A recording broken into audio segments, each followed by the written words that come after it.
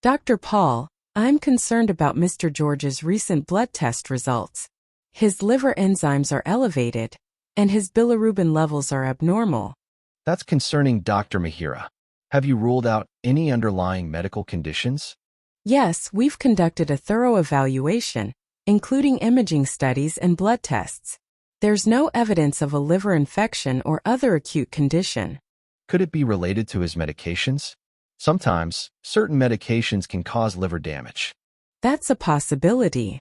We'll need to review his medication regimen and consider adjusting or discontinuing any potential culprits. Dr. Mihira, we should also monitor Mr. George closely for any signs of jaundice or other symptoms of liver dysfunction. Absolutely. I'll inform Mr. George about the abnormal lab results and discuss the next steps. We may need to consult with a hepatologist for further evaluation.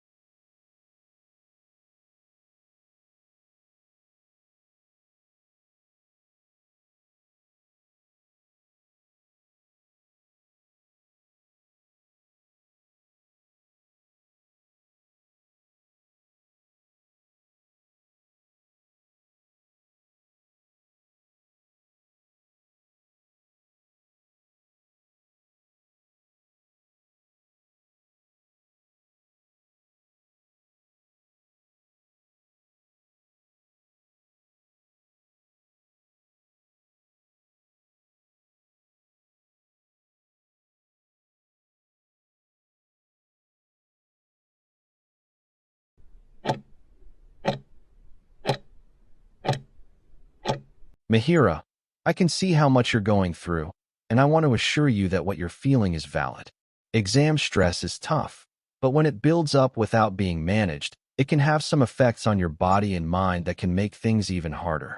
For example, high stress can lead to increased anxiety, making it harder to concentrate or even remember things you've studied.